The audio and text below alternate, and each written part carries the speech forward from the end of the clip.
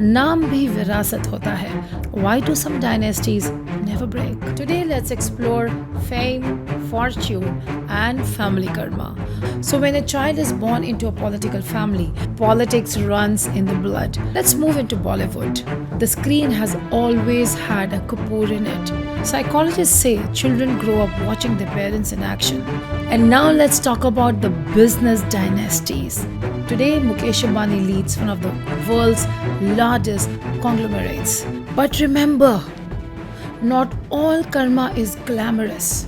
Some families pass down not wealth, but wounds. But here's the hopeful part: gratitude practices, mindful parenting, therapy, even spiritual rituals can reset the script. Fame, fortune, and family karma. Why some dynasties never break. Have you noticed something fascinating?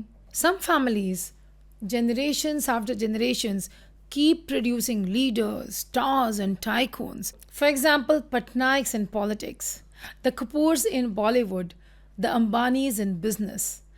Is this only about money, power, and opportunity? Or there is something deeper? A karmic contract, a family destiny, a thread that children are born into. Today, let's explore fame, fortune, and family karma. And maybe you'll see your own family story in this journey too. Let's start with politics. All across the world, some families keep producing leaders. In India, think about the Patnaik family in Odisha. Biju Patnaik, a legendary leader, and then Naveen Patnaik, one of the longest serving chief ministers of India. Or look globally, the Kennedy family in the US, John F. Kennedy, Robert Kennedy, and then generations of Kennedys stepping into politics. People often say, siyasat khoon mein hoti hai. Politics runs in the blood. And it's true at so many levels. Psychologists say children grow up watching their parents in action. They absorb negotiation, public speaking, and leadership like osmosis. But spirituality adds another layer: karma. The karma of leadership, power, and even sacrifice runs in that family. There's a quote that fits perfectly: power is both destiny and debt.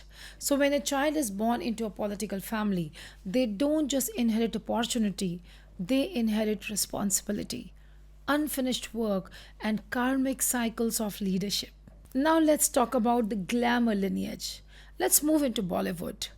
The Kapoor family, the first family of Indian cinema. From Prithviraj Kapoor to Raj Kapoor, Rishi Kapoor, Karishma Kapoor, Kareena Kapoor, Ranbir Kapoor, the screen has always had a Kapoor in it. There's a kahavat, naam bhi virasat hota hai. A name itself is an inheritance.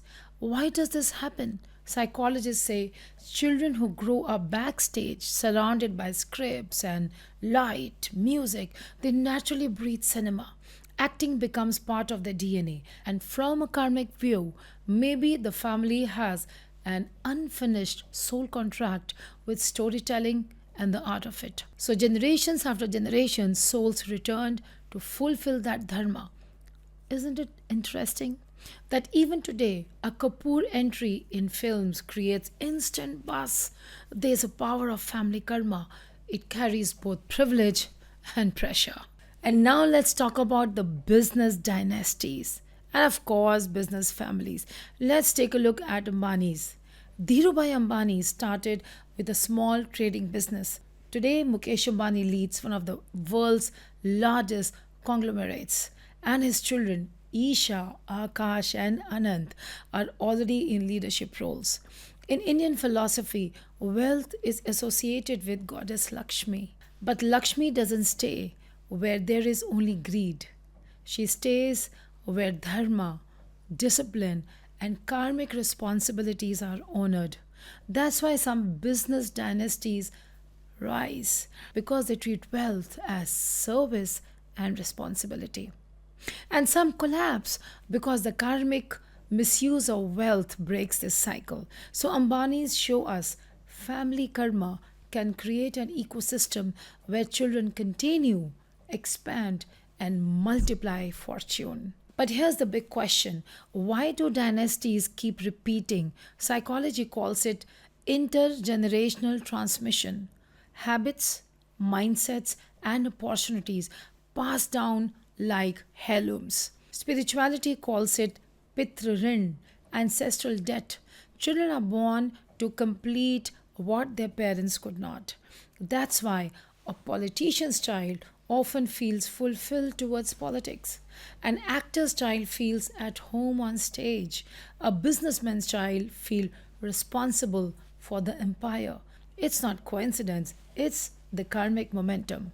A family becomes like a river, and every child born into it gets carried by the current. But remember, not all karma is glamorous.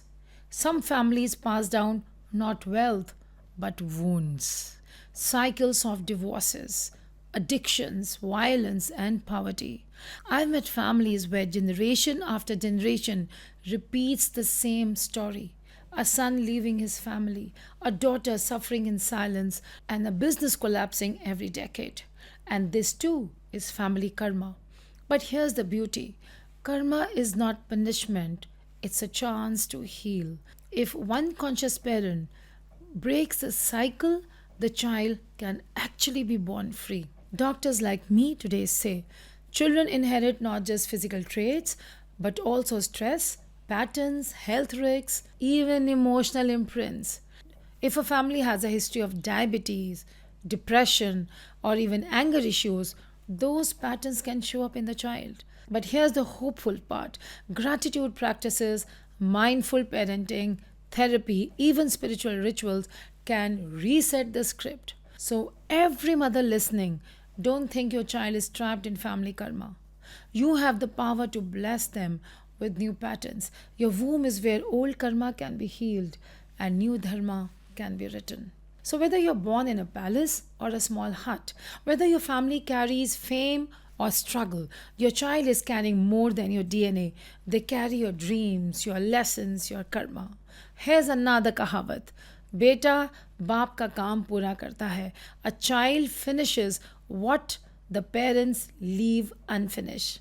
As the mother to this child, even if it's an unborn child, get to decide. Will your child inherit your wounds or your wisdom? Dynasties may never break, but cycles can.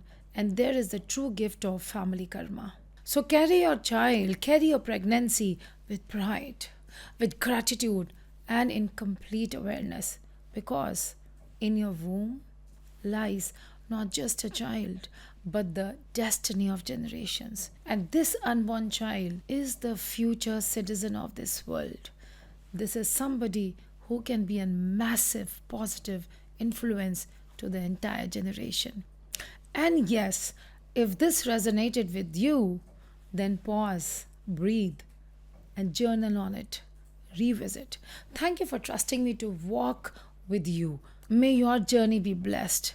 May your body be honored. And may your baby feel your love even before the first breath. And also, if you're ready to take this further, join me in my upcoming Awakening in Womb workshop, where we'll practice these healing techniques together and live. The link is given below. Go ahead, register, and I'll see you there. Bye bye.